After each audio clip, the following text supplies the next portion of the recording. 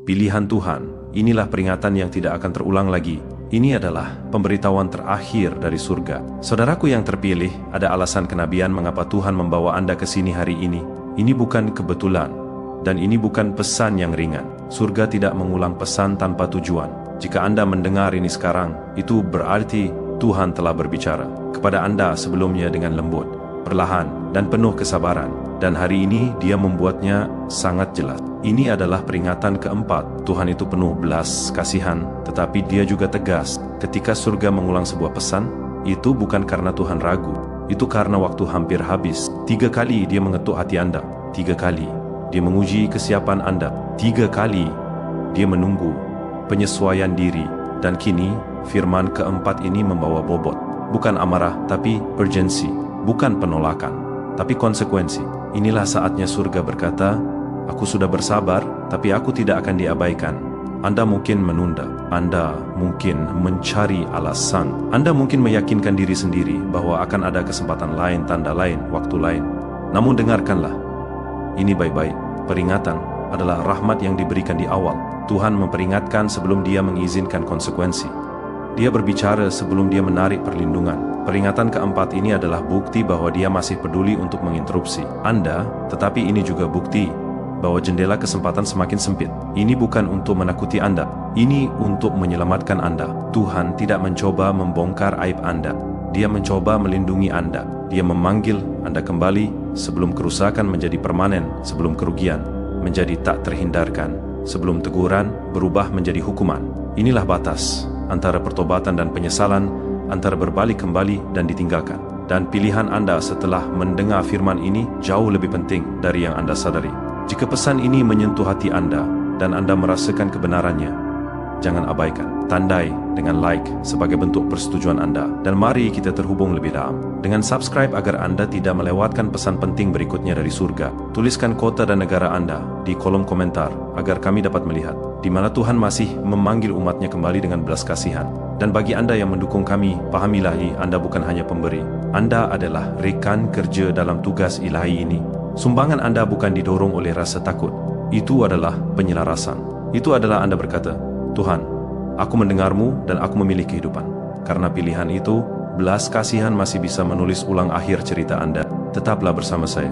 Jangan pindah halaman, karena di saat-saat berikutnya, kita akan menyelami lebih dalam mengapa Tuhan memberi peringatan. Apa yang terjadi jika peringatan diabaikan, dan bagaimana ketaatan saat ini dapat mengubah segalanya. Ini adalah keempat kalinya, dan Tuhan masih berbicara. Bobot dari pengulangan ilahi. Dalam Alkitab, pengulangan tidak pernah terjadi secara kebetulan. Tuhan tidak melakukan apapun dengan santai, dan tidak mengatakan apapun tanpa tujuan. Ketika Tuhan berbicara sekali, itu adalah instruksi, sebuah arahan jelas untuk memandu Anda. Ketika Dia berbicara 2 kali, itu adalah konfirmasi. Surga memperkuat apa yang telah dikatakan. Ketika Dia berbicara 3 kali, itu adalah urgensi. Sebuah sinyal bahwa waktu sangat penting dan respons wajib dilakukan. Dan ketika Dia berbicara keempat kalinya, itu adalah belas kasihan yang berdiri di ambang konsekuensi. Pengulangan dalam kitab suci bukanlah suara bising. Itu adalah penekanan ilahi. Itu adalah Tuhan memperlambat Anda, membalikkan wajah Anda kepadanya, dan berkata, perhatikan. Ini penting. Pikirkan tentang Firaun. Tuhan mengirim tulah demi tulah, pada awalnya bukan untuk menghancurkannya, tetapi untuk memberinya kesempatan berulang kali, agar melembutkan hatinya. Setiap peringatan adalah kesempatan. Setiap pengulangan adalah perpanjangan belas kasihan. Tuhan tidak meningkatkan keparahan karena amarah. Dia meningkatkannya karena kesabaran. Kejatuhan Firaun bukanlah karena Tuhan terlalu banyak bicara. Itu karena Firaun menolak, merespons. Pengulangan mengungkapkan kesabaran Tuhan sebelum penghakiman muncul. Pikirkan tentang Israel di padang gurun. Tuhan memperingatkan mereka lagi dan lagi, sebelum membiarkan konsekuensi ketidakpercayaan mereka terungkap. Dia mengirim tanda, instruksi, koreksi, dan pengingat. Setiap pengulangan adalah kesempatan untuk lebih percaya kepadanya. Setiap peringatan adalah undangan untuk menyelaraskan kembali. Ketika konsekuensi akhirnya datang, itu bukan karena Tuhan diam. Itu karena Tuhan sudah berbicara dan diabaikan. Pengulangan adalah anugerah sebelum konsekuensi. Pikirkan tentang Petrus. Yesus memperingatkannya 3 kali sebelum ayam berkokok, bukan untuk mempermalukannya, tetapi untuk mempersiapkannya bagi pemulihan. Yesus sudah melihat kegagalan Petrus. Namun, Dia tetap berbicara jauh sebelumnya, sehingga Petrus akan tahu bahwa jatuh bukanlah akhir dari cerita. Pengulangan di sini bukanlah hukuman. Itu adalah persiapan. Tuhan tidak mengulang dirinya karena dia lupa. Dia mengulang karena Anda belum bergerak. Pengulangan adalah cara surga mengatakan, aku masih memberimu waktu, tetapi Anda harus merespons. Saudaraku yang terpilih, pahamilah ini dengan jelas. Peringatan adalah bukti bahwa pintu masih terbuka. Tuhan tidak memperingatkan mereka yang sudah Dia tinggalkan. Dia tidak mengoreksi mereka yang telah diputuskan untuk dibuang. Peringatan bukanlah tanda penolakan. Mereka adalah bukti hubungan. Itu berarti surga masih terlibat, masih menjangkau Anda dengan niat. Jika Tuhan ingin meninggalkan Anda, Dia akan diam. Keheningan bukanlah kedamaian. Itu adalah ketidakhadiran. Dan fakta bahwa Tuhan berbicara berarti Dia masih memperluas belas kasihan. Tetapi peringatan adalah undangan yang dibungkus dengan urgensi. Itu adalah cara surga mengatakan masih ada waktu. Tetapi waktu itu penting. Tuhan tidak meninggikan suaranya untuk menakuti Anda. Dia meninggikan suaranya untuk menyelamatkan Anda. Peringatan tidak dimaksudkan untuk menghancurkan Anda. Itu dimaksudkan untuk membangunkan Anda. Itu adalah suara rahmat yang mengetuk keras sebelum konsekuensi mengambil alih. Ketika Tuhan memperingatkan, Dia tidak menutup pintu. Dia menunjukkannya dan berkata, masuklah melalui pintu itu. Koreksi dengan tujuan, bukan hukuman. Alkitab berkata dalam Ibrani 12, seks, karena Tuhan mendisiplin orang yang dikasihinya. Disiplin bukanlah hukuman. Disiplin adalah arahan. Itu adalah koreksi dengan tujuan, bukan kutukan dengan rasa malu. Tuhan mendisiplin karena Dia peduli di mana Anda akan berakhir. Dia mengoreksi karena Dia melihat masa depan di depan Anda dan menolak membiarkan Anda melayang ke dalam bahaya. Disiplin adalah bukti hubungan anak dan bapa. Itu adalah bukti bahwa Anda masih menjadi miliknya. Tuhan berkata, berbaliklah sekarang sebelum apa yang terus Anda tunda menjadi permanen. Ini bukan penghakiman. Ini adalah belas kasihan yang menginterupsi penundaan. Ini adalah Tuhan yang turun tangan sebelum pola mengeras, sebelum pintu tertutup, sebelum konsekuensi menetap. Peringatan itu sendiri adalah pintu, dan fakta bahwa Anda masih bisa mendengarnya berarti Anda masih memiliki kekuatan untuk memilih secara berbeda. Mari kita perlambat ini dan ajarkan secara sederhana. Peringatan keempat, Tuhan tidak pernah acak, emosional atau kasar. Itu tepat. Itu menyentuh area yang terus Anda geluti, tetapi tidak pernah Anda hadapi. Biasanya terhubung dengan sesuatu yang telah Tuhan bicarakan sebelumnya. Sesuatu yang jiwa Anda kenali saat disebutkan. Peringatan ini bukanlah informasi baru. Ini adalah undangan terakhir untuk menanggapi apa yang sudah Anda tahu harus dilakukan. Peringatan keempat Tuhan biasanya menyentuh salah satu area ini. Sebuah pola yang terus Anda maafkan. Penundaan yang terus Anda benarkan. Sebuah suara yang terus Anda abaikan. Sebuah pintu yang Anda tolak untuk dilalui. Hubungan yang sudah Dia suruh Anda lepaskan. Panggilan yang terus Anda hindari. Ini bukanlah masalah kecil. Ini adalah titik balik. Masing-masing mewakili persimpangan jalan. Ketaatan di satu sisi, stagnasi di sisi lain. Tuhan membawanya kembali ke perhatian Anda, karena ketaatan yang belum terselesaikan selalu menjadi beban spiritual. Ini bukan tentang kesempurnaan. Tuhan tidak meminta Anda untuk melakukan segalanya dengan benar sekaligus. Ini tentang ketaatan. Ketaatan tidak memerlukan pemahaman penuh. Itu membutuhkan kemauan. Banyak orang mengacaukan pertumbuhan spiritual dengan aktivitas spiritual. Mereka berdoa, mendengarkan, dan merenung, tetapi tidak pernah bergerak. Namun ketaatan adalah gerakan. Itu adalah tindakan yang selaras dengan instruksi, dan ketika tindakan ditunda, pertumbuhan terhenti. Ketaatan yang tertunda tetaplah ketidaktaatan. Waktu tidak melembutkan instruksi, itu mengeraskan perlawanan. Apa yang dimulai sebagai keraguan, perlahan bisa menjadi pembenaran. Apa yang dimulai sebagai ketakutan, perlahan bisa menjadi penghindaran. Tuhan memperingatkan lagi, bukan karena Dia tidak sabar, tetapi karena penundaan itu berbahaya. Penundaan melatih hati untuk merasa nyaman menolak Tuhan sambil tetap merasa rohani. Yakobus 1:22 mengatakan, jangan hanya menjadi pendengar firman tetapi lakukanlah. Penipuan di sini halus, rasanya rohani tetapi tidak menghasilkan perubahan. Kedengarannya seperti persetujuan tanpa tindakan, terlihat seperti kesadaran tanpa ketaatan. Peringatan Tuhan dimaksudkan untuk memutus siklus itu. Itu adalah panggilan untuk bergerak, untuk merespons, dan untuk menyelaraskan sebelum penundaan menjadi takdir. Bobot keputusan dan kejujuran Tuhan. Saudaraku yang terpilih, dengarkan baik-baik. Peringatan keempat tidak lebih keras, itu lebih berat. Tuhan tidak perlu meninggikan suaranya pada tahap ini, karena roh Anda sudah mengenali apa yang Dia katakan. Bobot yang Anda rasakan bukanlah ketakutan, itu adalah signifikansi. Saat ini membawa gravitasi, karena berada di ambang keputusan. Keempat kalinya terasa berbeda, karena surga tidak lagi hanya memberitahu Anda, itu mendesak Anda untuk merespons. Itu membawa bobot, karena konsekuensi lebih dekat, bukan sebagai hukuman, tetapi sebagai hasil alami. Tuhan tidak mengancam Anda dengan bahaya. Dia mengungkapkan kemana jalan yang sedang Anda tempuh mengarah. Jika tidak ada yang berubah, konsekuensi bukanlah Tuhan berbalik melawan Anda. Itu adalah kenyataan yang menyusul pilihan yang diulang. Peringatan menjadi lebih berat, karena waktu telah berlimpah, instruksi sudah jelas, dan belas kasihan telah berbicara lebih dari sekali. Pikirkan tentang lampu lalu lintas. Hijau berarti jalan, kuning berarti perlambat, merah berarti berhenti. Setiap sinyal adalah tindakan perlindungan, bukan kontrol. Peringatan keempat adalah ketika Tuhan berkata, jika Anda terus bergerak, Anda akan bertabrakan. Bukan karena aku mendorongmu, tetapi karena Anda mengabaikan sinyal. Pada titik ini, Tuhan tidak mengubah jalan. Dia meminta Anda untuk menghormati rambu-rambu yang sudah dipasang di sana untuk keselamatan Anda.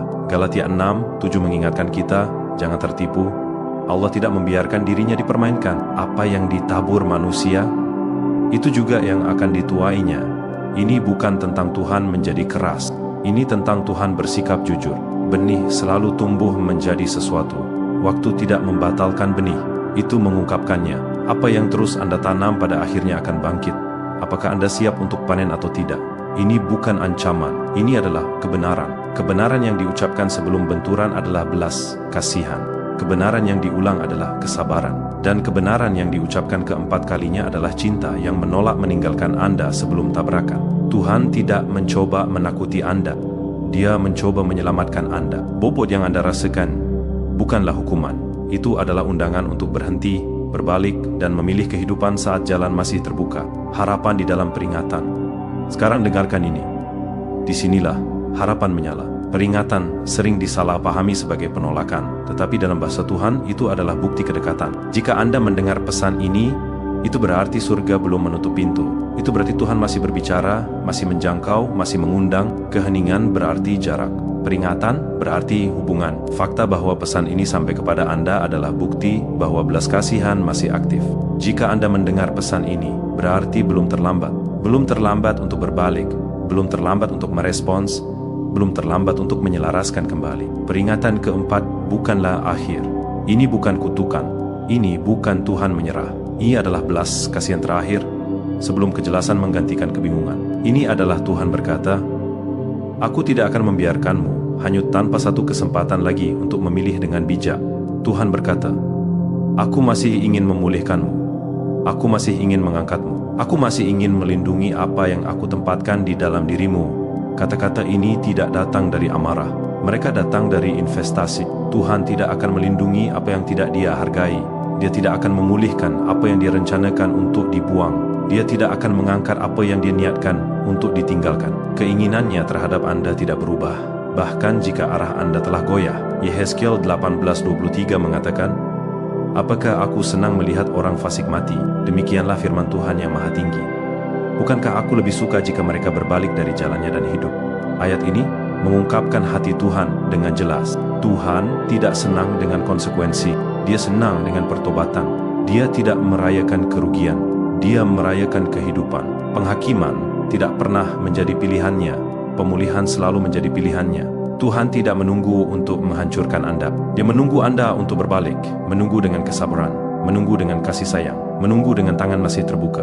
Peringatan itu sendiri adalah bukti cinta, dan tersembunyi di dalam peringatan ini adalah harapan. Harapan bahwa kisah Anda masih bisa berubah, arah Anda masih bisa bergeser, dan masa depan Anda masih bisa ditebus jika Anda merespon sekarang. Bahaya penundaan dan panggilan hari ini. Saudaraku yang terpilih, penundaan itu tidak netral. Itu mahal. Rasanya tidak berbahaya karena menyamar sebagai kesabaran, refleksi, atau menunggu saat yang lebih baik. Tetapi secara spiritual, penundaan adalah erosi yang lambat. Itu menunda ketaatan sambil meyakinkan hati bahwa penundaan adalah kebijaksanaan. Bahayanya bukanlah Tuhan berhenti berbicara. Bahayanya adalah bahwa jiwa berhenti merespons dengan urgensi. Setiap kali Anda mengabaikan keyakinan, itu menjadi lebih sunyi. Setiap kali Anda menolak koreksi, hati menjadi lebih keras. Tidak tiba-tiba, tidak secara dramatis, tapi bertahap. Sensitivitas memudar dalam peningkatan kecil. Apa yang dulunya menusuk hati kini nyaris tidak terasa. Apa yang dulunya memicu urgensi kini terasa opsional. Bukan karena Tuhan pergi, tetapi karena sensitivitas tumpul. Roh menjadi terbiasa dengan penundaan, dan penundaan menjadi normal. Itulah mengapa kitab suci berkata dalam Ibrani 3:15 pada hari ini, jika kamu mendengar suaranya, jangan keraskan hatimu. Ayat ini bukanlah tekanan emosional. Ini adalah kenyataan spiritual. Tuhan menambatkan ketaatan di saat ini karena hati paling responsif sekarang. Besok tidak pasti, tetapi hari ini tersedia. Keyakinan memiliki batas waktu, dan responsivitas menentukan apakah itu menghasilkan perubahan atau memudar menjadi kenangan. Bukan besok, bukan ketika hidup melambat, bukan setelah satu musim lagi.